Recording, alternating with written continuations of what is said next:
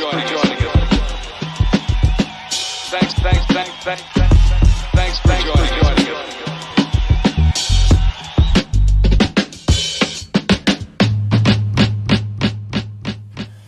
Yo, we're talking to Jayme Ringleb, author of So Tall It Ends in Heaven, a collection of poetry released by Tin House on September 20th, 2022. Jayme, we dove right into the text. Jayme's also a professor of English at Meredith College in Raleigh. We dive right into So Tall It Ends in Heaven, talk about some more stuff. It's a good one. It's happening. Hi. Hello. How you doing? I'm really good. Jamie, nice to meet you. Nice to meet you. And Tyler. Tyler, Yeah, nice to meet you. Thank you for stopping by. Sure. Where should I sit? Yeah. Here? Closest to the mic. Excellent. Yeah. I found it fine. Found it fine. Yeah.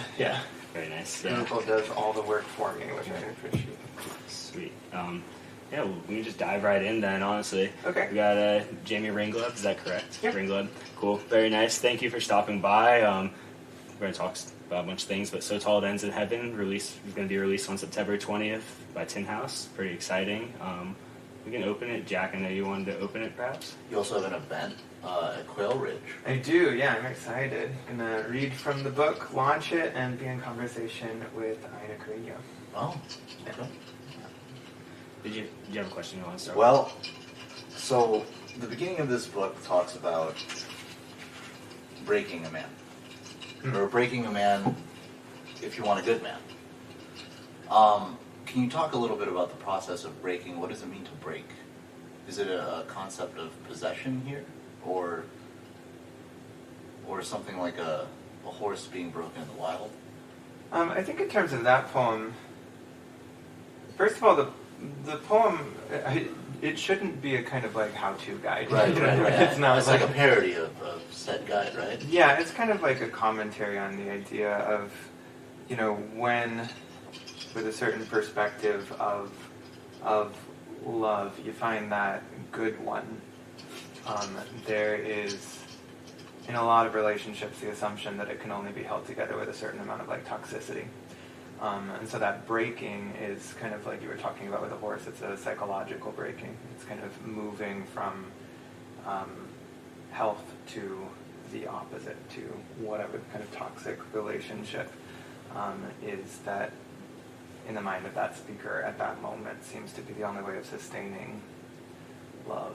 Does that make sense? Yeah, but where does this toxicity come from? I mean, it seems like a healthy desire to want to mold someone to be in the shape of what you consider good. Yet, the concept of breaking a horse is very much the same, right? It's not, you're taking something that already exists and kind of bastardizing it in a way. I am, or by breaking a horse? By breaking a horse. I think if your question is where socially does this idea come from, I don't know if I have the answer. But for the speaker, it comes from, as the book progresses, a kind of messed up relationship with father, with religion, with the idea of a particular type of God that communicates goodness through what for the speaker is ultimately unsustainable. A queer speaker isn't going to be able to live up to a lot of people's ideas of a Christian's God's good, or Christian God's good. I guess this brings me around to another question that I had about the conflation of father and father. Mm-hmm. There are these sprinklings of Abrahamic imagery throughout this text. One poem that comes to mind is parable, right? But then you also have, the Nemean lion, one of the tasks of Hercules. Mm-hmm. I guess my question is, what is the concept of father? Where is the conflation of father and father coming from? And what is it saying about masculinity in your collection? I think a kind of point of origin for the conflation of, capital, well, I guess both of them would be capital F, but religious father versus, genetic father, Mm-hmm. For this speaker is that he feels abandoned by both.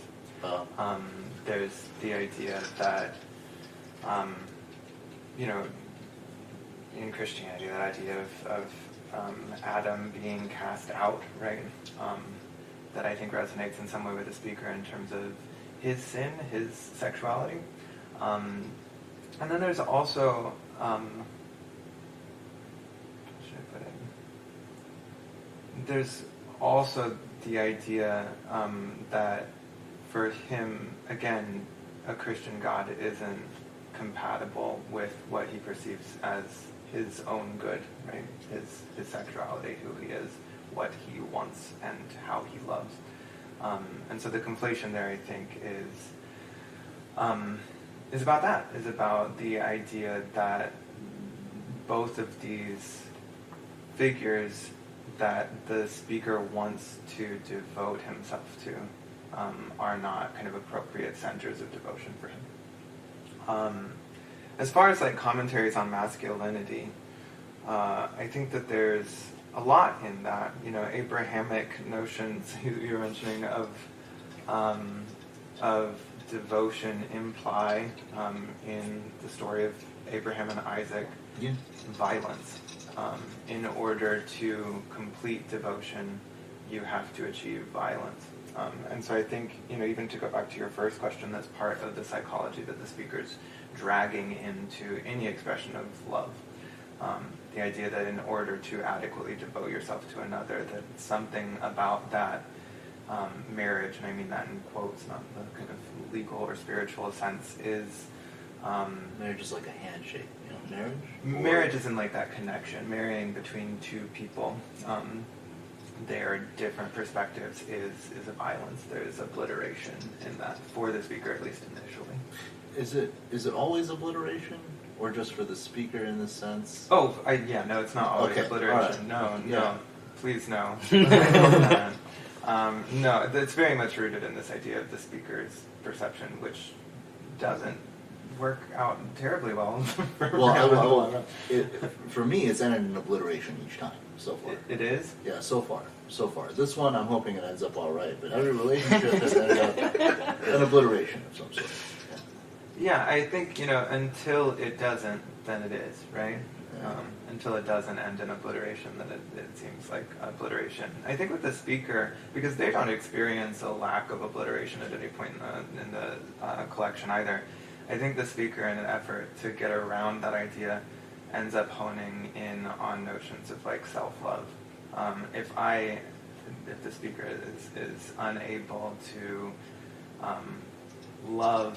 unable to love others without obliteration, then how can he love himself without obliterating Himself. Yeah. To me, it seems like, well, just coming off this, like when I read Parable, one of the things that came off to me was that it's going to be very difficult for this speaker to like self-actualize, reach self-realization. I mean, I guess that's something that's going to be intrinsic for a queer person in the church, Catholic Church, I presume, like with the Italian roots. I guess maybe if that's just something to speak to, like in terms of the text. I mean, it just would seem very,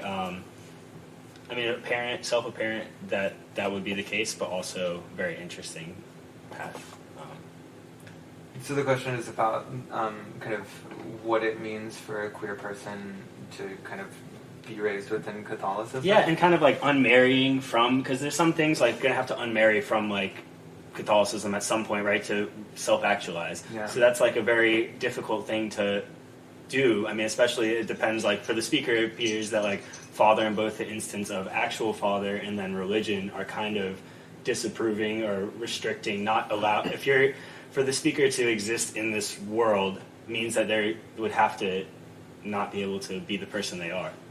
Yeah, I think for the speaker, there is this kind of urge toward spiritual devotion, but it's also a kind of like lens. I think for a lot of people who grow up with and then separate from any kind of religious institution or church or sect, that still lingers with them as a means of understanding the world. And so while the speaker is very isolated from the religion of their upbringing, from Catholicism, they're still unable to kind of understand psychologically without bringing it in. And so it is this kind of double unsustainability in the sense of like, well, I can't be a part of this fold, right? But wherever I go, I'm carrying the ideas of that with me in terms of how I understand not only that spirituality, but my relationship to my family, my relationship to other people, and my relationship to myself. And so in many ways there's this idea of like, how do you shake that? How do you shake this inherited way of seeing the world? And where do you start from if that's the end goal?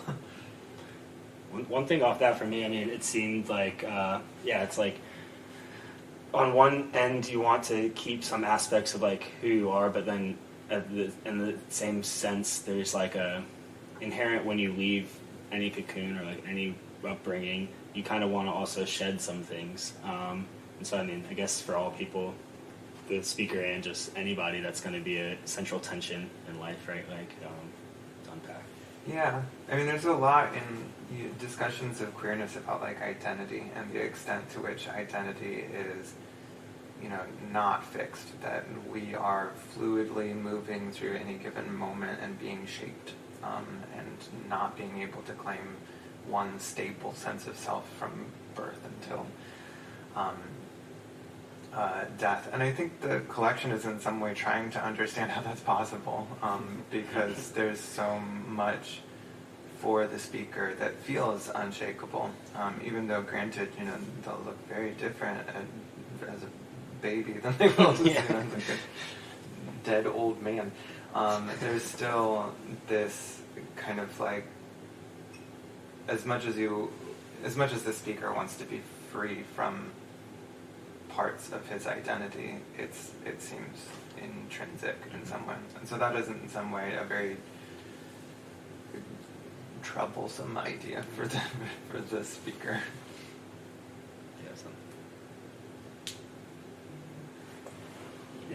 I mean, Did you grow up here? In Raleigh. No, I grew up in upstate South Carolina. Upstate South Carolina, and then you went to Florida State for a while? I went to Florida State most recently. So the trajectory has been kind of like South Carolina, Italy, back to South Carolina, back to Italy, back to South Carolina, Oregon, Florida, North Carolina. What's Italy like? There's a lot of good food. where in Italy did you live? I was in northern Italy, about an hour and a half north of Venice. Okay.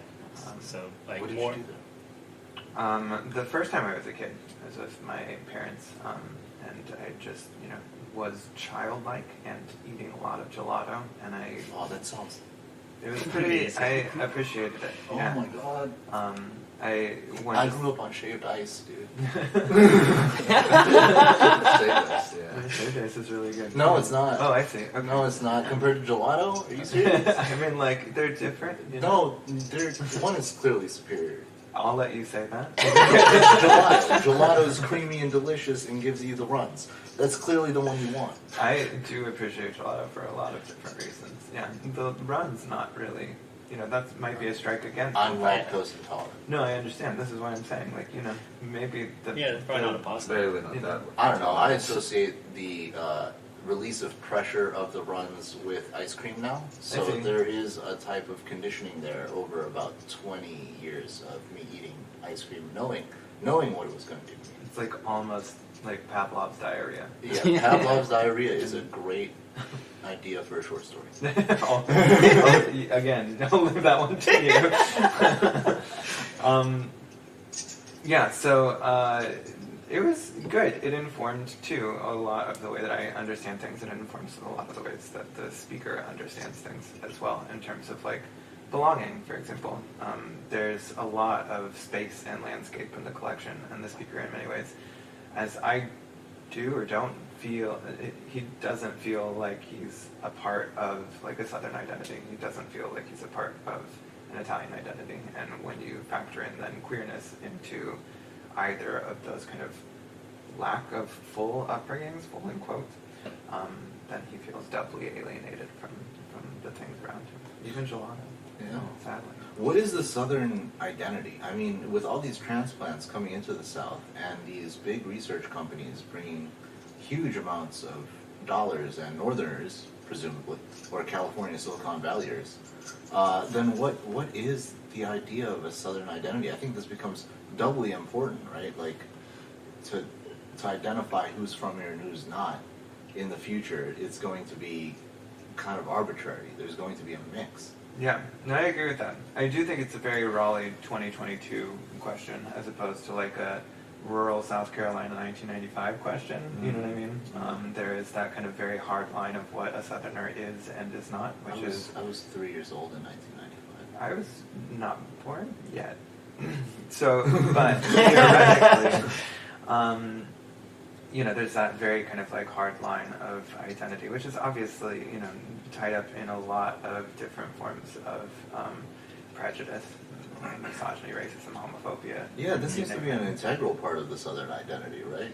It is either that or dealing with that. Yeah, it's certainly a part of Southern history, and I don't think it's absent from the present, and I don't know how or when we'll shake it in the future. But Well, with all it's these here. Northerners here, hopefully we dilute it a little bit. Certainly seems to be the plan. The plan. I mean, I don't know if that's a political plan, is to necessarily get more Northerners in here and then like. No, I think it's an economical plan. I think ultimately it was just an economical. Yeah, there's money- a lot of open money space driven. here, and it's cheap. For now, Which- well, which it was will- cheap. Yeah. It's not cheap now. which will change our identity because it'll become more expensive and more gentrified. Yeah, maybe. But so, how old were you when you first moved to Italy? I was 5. Oh wow, so very, coming, yeah. And then when did you leave? Being. When I was 10, and then I moved back when I was 23. Okay. How about when you were 23? What was it like then? What's the difference? The difference for me was like the kind of rules of the game. I was operating independently and not under the kind of wing of a parent. And I was also kind of at a lost point in my life, and trying to go back for many reasons to reconnect, which is part of the intersection of the book. The speaker goes back largely to reconnect with his father, from whom he's been alienated for a long time. And that was part of, there are certain distinctions between me and the speaker, but that was part of my goal as well. My father has lived in Italy since I was 5, and we see each other, or at least at that point saw each other on a yearly basis for a small amount of time, and so I wanted to kind of bridge that gap in a lot of different ways. So you went back to to the same area north of Venice, both like when you went back as an adult as well, or? Not exactly the same, very close. Yeah, close. Interesting. So, is there anything when you were there is there anything at all that you long for in the rural South? That's like where you spent some formative periods as well. Is there anything from Italy that I wish for the rural South? No. Like then when you were in Italy or now, I mean, because you're not necessarily like it's a little different here than being in upstate South Carolina, Yeah. especially in 1995. I see. I mean, I guess like is there anything like, I guess what do you take positive from the rural South? I like the landscape of it. I like. I don't know. There's a wildness to it that I appreciate, not in like the Wild West kind of sense, but in Like I do, in the kind of like there is a lot of kind of ungroomed natural landscape. And so I appreciate for that. There's certain components of Southern cooking that I really enjoy. Is it the butter? The butter helps It's a the lot. butter, yeah, it's the butter. So yeah, I think when I was in Italy the second time, I did have a certain amount of homesickness. A lot of that was attached to people, though. Yeah. Yeah. Found It always myself- is. What was it, J.D. Salinger? Don't start missing anybody, or just start missing everybody? Is that right? That's the last line of Catcher in the Rye. Oh, I thought. This is sound advice. Just be a complete sociopath. Stop caring. When in doubt. Stop caring. It hurts. It hurts to care. But so, So the trajectory then, you went back to Italy and then to Florida State, or? And then to South Carolina again for a few months before going to Oregon. And then I was in Oregon for 3 years, and then to Florida State. At that point, I was doing degrees in poetry. I had a question about you going back. You said you went back to bridge a gap with your father. Mm-hmm. Did that work? Yes. Yeah. I did. Huh. So, what kind of, did you meet any writers when you lived in Italy? Did I meet any writers? Not really. I was in a bit of a hub of a study abroad program whose major focus educationally was business. And so there's not a whole lot in the way of like creative writing in that particular community. But very close by is a town called Pordenone that has a huge festival yearly. The translation is Pordenone Reads, that even some American poets and writers are able to read at. So if I could go back and do it all again, I'd probably get plugged in a little bit there. So you studied some business as well then? I do have a business background as well, yeah. It's a long story. So Yeah. out of Iowa, you got an MBA out of that? I did, yeah. I forget that that's out there and public information. And, Everything's public. Yeah. You can't hide from us. You can't hide from us here. Interesting. So, I mean, yeah, I guess that was what was the, was there anything in particular that made you think like, oh, I want to pursue poetry full time? Like, that's what I want to, like, be a writer, go to MFA, PhD? That was always the plan. The kind of business education was a little bit of a sidestep. And also making sure that I was ready, especially when I was first writing, I was hugely insecure about my writing, and it wasn't until after I got out even my MFA that I was willing to start sending poems out for publication. I was very bashful of it and insecure about whether or not what I was saying was worth time. So yeah, poetry was always the plan, but... Was there any, I guess, like, was there people, or was it just like you coming over a mental gap, being like, I finished the MFA, maybe now I feel more like, let's put it out there? Because, I mean, that's a big mental gap to put your writing out there for somebody, any sort of thing like that, it's going to be a big leap, you know?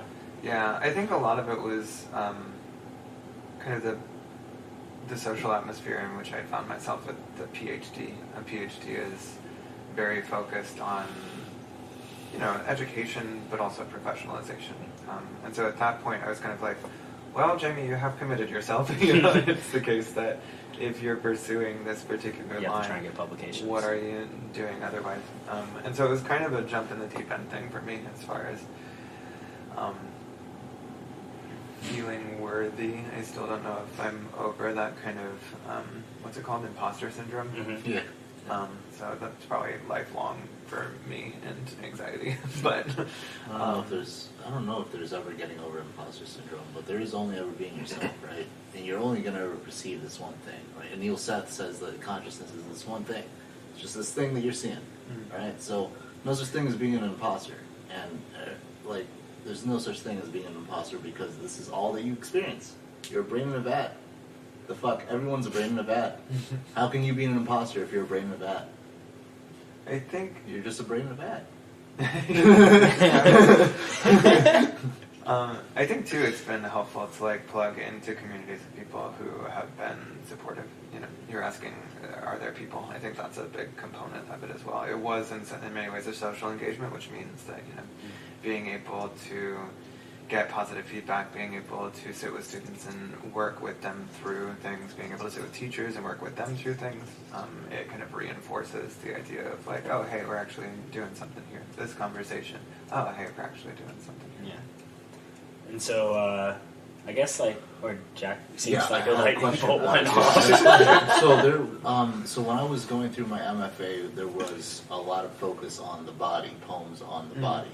You wrote a poem about, was it something Love against the poem body? against the body. Against the body, yeah. Was that a direct response to that kind of movement that you sensed going through academia, or was that just you Oh no, I was one of the people getting flack for writing toward the body.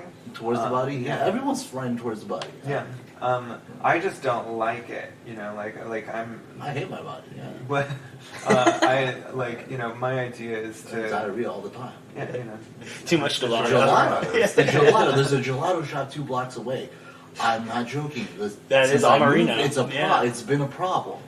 Continue. I'm so sorry. You're fine.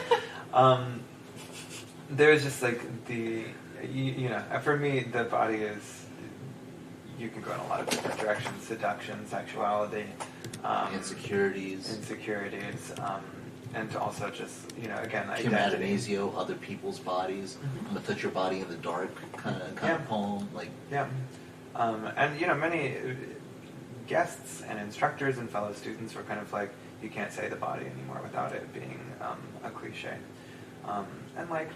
And I would be interested in challenging that, but love poem against the body. If it came from any kind of discourse, it was about that. Can you write about the body if you can't without it being a cliche, by being against it?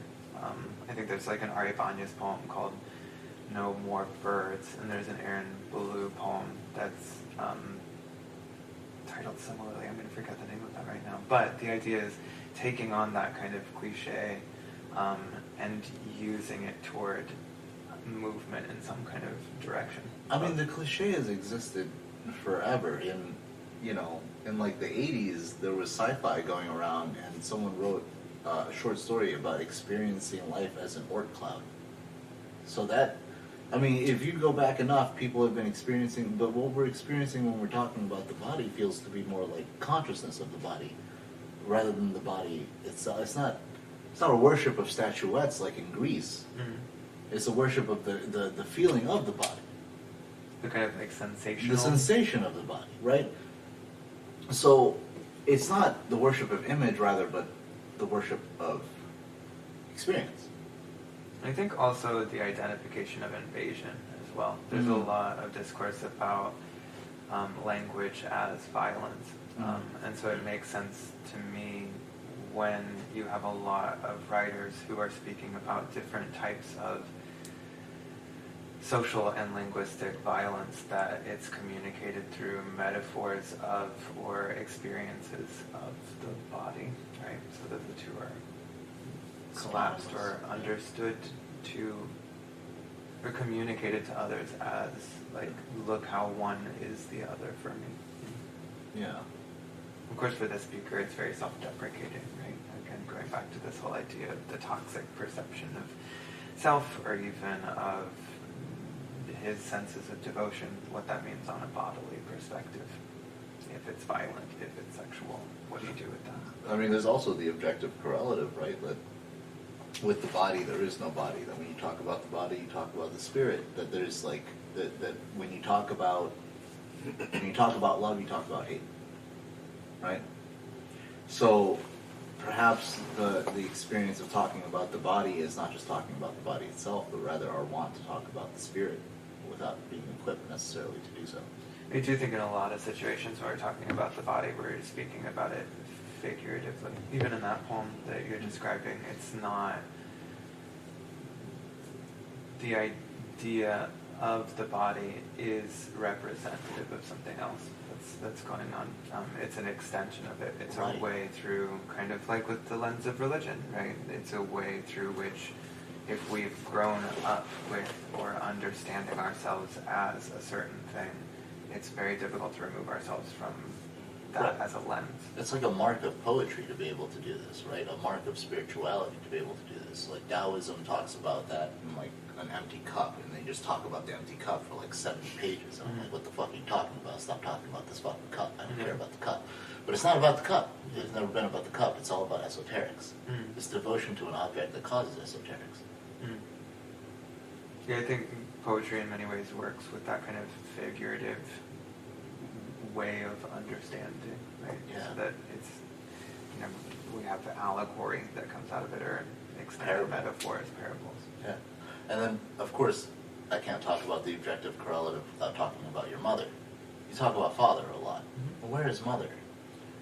Well, she's not absent from the manuscript, but she's not central to it. So yeah, the speaker's mother is a little off the page. Maybe that'll come around in a different collection. Maybe it won't. I don't know. Yeah. Okay. I assume the next question. What's the last book you read? The last book I read, I just finished up Clara and the Sun for like the third time because I'm teaching it consistently. Okay. It's Katsui Shikura, about a young AF, which is an artificial friend, a robot, that is bought by a high-class family going through some questionable things. So so they're teaching it at Meredith then? I'm teaching it. Yeah. I brought it into the class. I think it's got a lot of like hooks in it. It's a really accessible text, and it's also about at Meredith. One of the courses that I teach, I center on like personhood and belonging, which is obviously integral to a lot of what I'm writing about. And I want to push it for students by asking things like, can this young robot belong? So that's part of that conversation. You ever seen the Nickelodeon show Teenage Robot? I have not. Teenage Robot was awesome. Was Did it- you guys was it- ever seen it? No, when it was in the Oh, it's 90s? like a young teenage robot trying to fit into society, and she like has to have a crush on a flesh boy. I think I It's- remember that. It's a very dark show. Is her language flesh boy? That is what she first referred to the boy as. Then she learns his name, and then names have power. So I don't know why she was attracted to humans. I feel like that's a terrible programming error.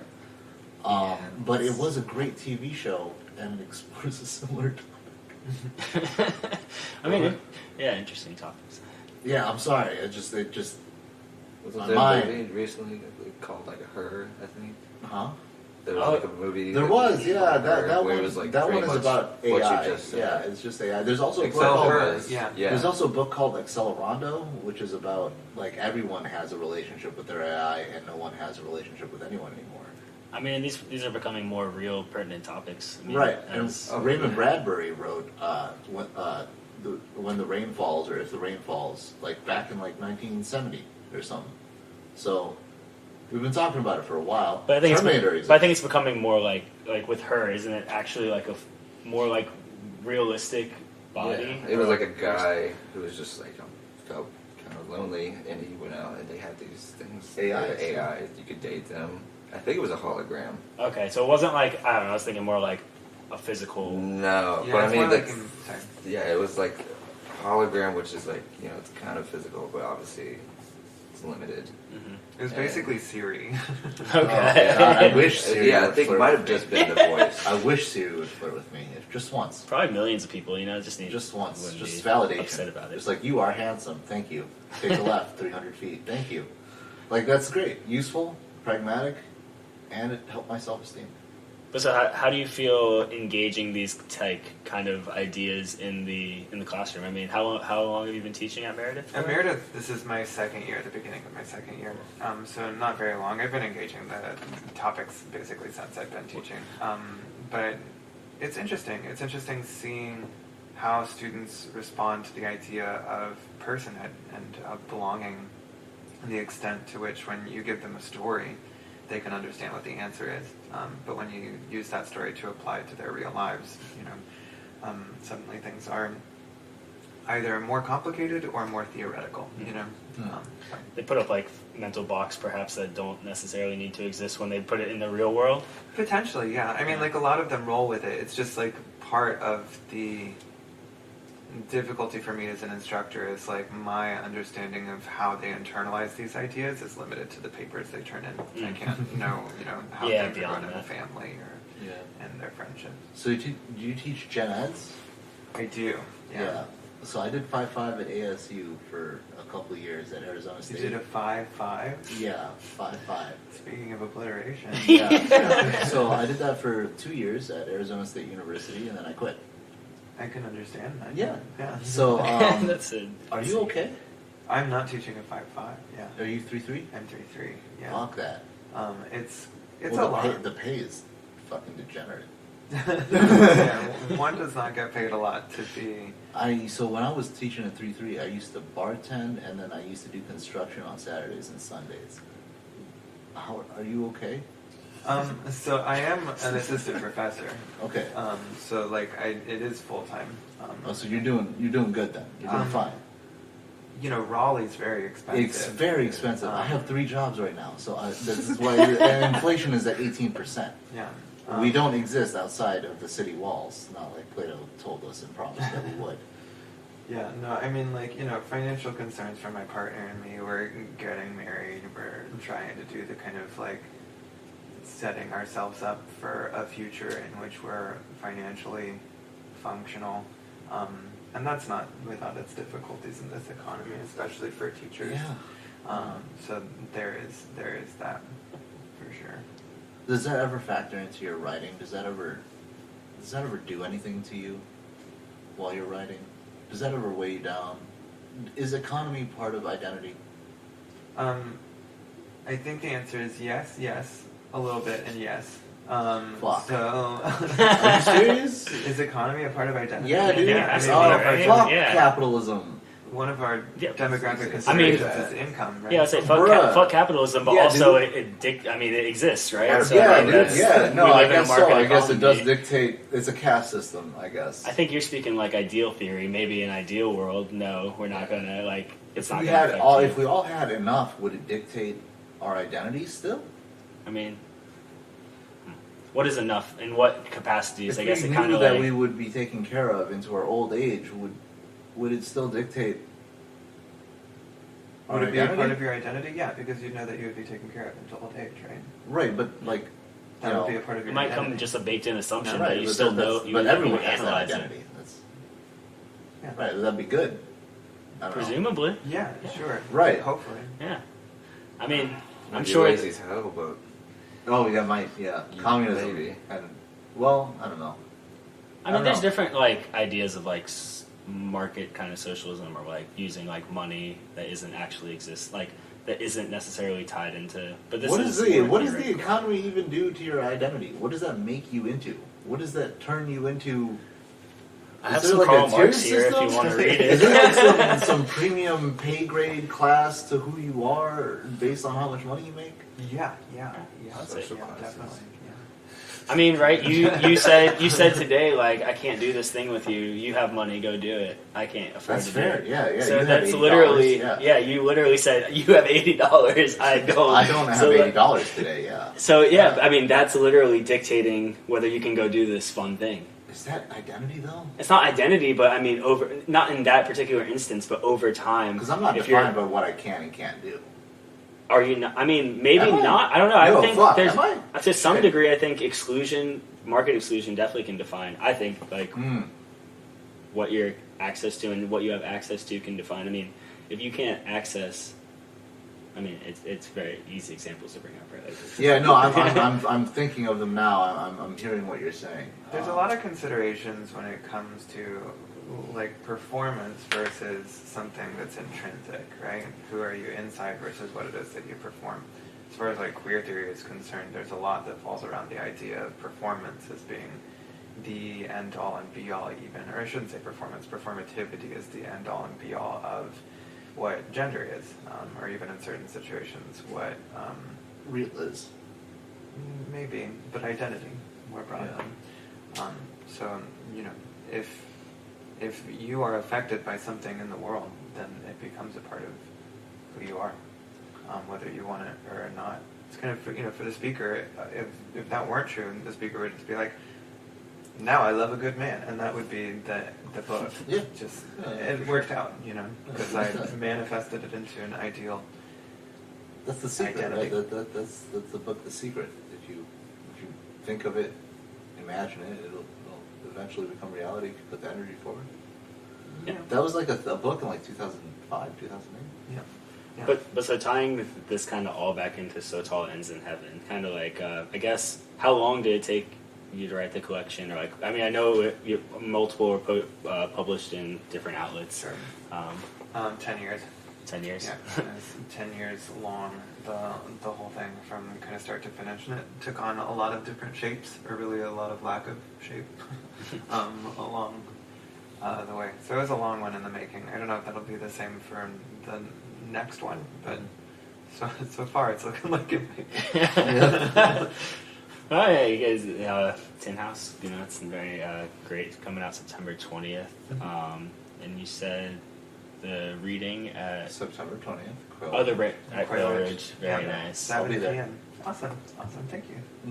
And I mean, you did 7 p.m. 7 p.m. 7 p.m. Entry is free. entry is Eastern free. Standard Time. Reading with Ina Carino. And a cranium, Yeah, sorry. And with any like people that you would like to like shout out or any kind of like thing like that. Oh gosh, there's a whole list in the book. I realized when I was looking back over it recently that I accidentally thanked people more than once, which I'll just say maybe is on purpose, you know. But yeah, there's a whole list of people. It really, you know, considering the length of how long it took me to write the entire book, there's an entire community. Yeah, because 10 years ago, where were you? It's not any of it. Where were you 10 years ago? That was 10 years ago is, I was just getting Knowledge. into Iowa. There's and then other copies. These are just publications. These are just publications. Oh, so this was started while you were a business student. It started directly after I was. Yeah. In response? Not really in response to the business like education generally, no. Yeah. But that's when I first started to really in earnest professionalize or write toward what I wanted to be a manuscript. And I'll say it was like 3 years before I was like, oh, okay, I can see a through line here. So. Did you have anything else, Jack?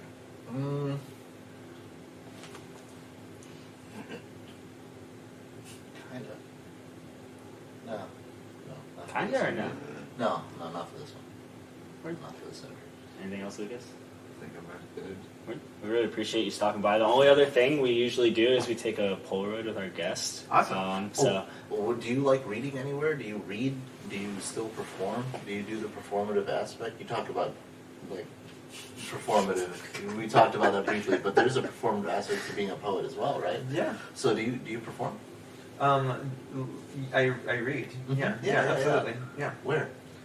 Oh, I see. We're invited. Yeah, Typically, I oh. like not like consistently. There's not like a space that I go to regularly and read.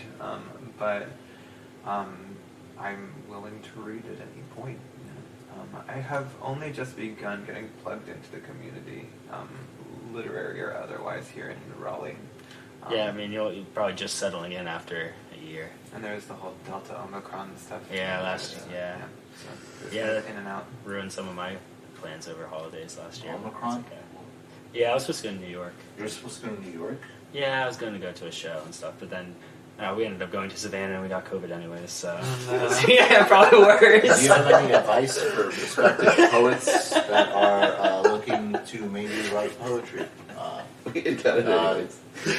Literally, the day after. How do you that. avoid I'm gonna go if you stay here. You avoid Exactly. submission fees. I mean, you can find certainly journals that don't require fees, and there were a lot of points.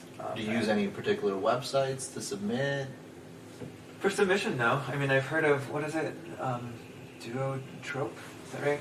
Do a trope? I heard New Pages. I've heard of New Pages. Yeah. I used Duotrope for like starting out when I was first figuring things out, and it was helpful. Duotrope. I always say Duolingo instead of Duotrope. And my partner's like, "What are you talking about?" But yeah, so it was helpful for kind of like orienting myself at first. I think a lot like does the AWP magazine or like the Writers Chronicle Does AWP actually help for what? for publishing? If you attend AWP, that whole thing, that whole charade, does that work? I mean, like, there's a lot to be said about the educational components of some of the panels there, and also it is it's a A networking networking event. event. Yeah. So I've heard of people's success come as a result of networking that they've been able to accomplish at a WP. But I think it's not the only thing that determines the success. I heard like you could serve at Bread Loaf as well, and like be like a busboy or like a waiter at Bread Jack was Loaf. telling me about that. Yeah, there's like a waitership, or there was. I don't know if it exists currently. There's still staff scholar positions, but I would have to look into it further. When I did it, it was kind of being, I don't know what to call it, kind of reorganized in some way. And I was a work study scholar, and I did the whole kind of serving people thing. That sounds like an excellent gig. I'd do that. Yeah. It was pretty decent. Yeah. That, and you got to, snag the chocolate cake first and for yourself, or in the secret space. That sounds like a you thing. That sounds like you did that. You stole cake. Oh no, I don't. I don't even eat. So that's absurd. I would have You taken heard the it here. cake. Every event I've ever Jayme worked, Ringleb I was doesn't eat. He doesn't eat. You heard it here. You heard it here To first. be clear, it was just cubbying. You Uh-huh. know, you just Yeah, no, stow that's- it. You have to 'Cause make- get to eat. That's what obviously. squirrels call stealing. Yeah, sure. You have to make sure that Acorns, no. you have to make sure that the this kitchen. is how the economy has ruined you. It's definitely a part of your identity and perspective. Talking about squirrel. 100%. Yeah, 100%. Jack, you're gonna have to reconsider this. I'm gonna have to reconsider capitalism. Yeah, I'm gonna have to go out into the mountains and probably go cannibalism. It's the only sustainable method. I didn't see that as the. You didn't see Yeah, that I coming. didn't see that's where you were going. Didn't see that coming. I was going to say, if anybody has taken anything from the podcast that reconsidering capitalism maybe would be like top tier, but then you went cannibalism. Well, Yeah, now it's going down. We know Jamie won't be with you If because you he doesn't played know. RimWorld Yeah. and you played RimWorld and you played RimWorld, you would all come to the same conclusion that I had. The only way to live sustainably by yourself in a place that has limited resources is to kill anyone that comes in and eat them. Well, that has taken a turn. But Jack does love boxing. This is like kind of down his I'm alley. not going to challenge you in boxing. I just feel like, do you box? No. Yeah. He said he's not, but then he Yeah, did. he's like, no, they're not going to want to box me. This is another thing we do for every episode is he asks whoever we're interviewing. Typically, he goes boxing after the episode. Yeah. So, not today, it doesn't appear. Sometimes he actually shows Oh, I up. am. It could be. Yeah, I was gonna say. But I have time to change today. Oh, nice. He probably has his boxing stuff on underneath. I don't want to threaten Oh, you anybody. should change that. I don't want to threaten anybody. That's good. Particularly you, Lucas. See, I know how that can go. you're Keep kind it of wrong. Coming up with excuses. You need to not read like Leviathan, Hobbes, Leviathan. State of Nature, because you're kind of really embodying this kind of like pure capitalism. Really? Because I was really thinking I embodied Rudyard Kipling's Innocent Native Boy. Either way, it sounds like you're on the verge of a great awakening. It's not a sexual one, I guarantee you. That's fine. It's It's capitalistic. And It's a capitalistic economic awakening. Next time you hear from me, I'll be investing in Dogecoin or some other bullshit. Or you'll have gone NFTs. so far down the rabbit hole that you'll understand that every awakening is in fact in some way not only capitalistic but Bisexual. Yeah. Hey, it's not about, everything is about sex except sex, which is about power. I see. Yeah, that makes sense. All right. Well, that's a good way to end the episode. We can do the Polaroid. Jack refuses to be in it, so Yeah, he'll I take don't the like my picture. photo taken. I see. Yeah, he's literally Mimi. Well, thank you all for your time. I appreciate No, thank you for your time. What's also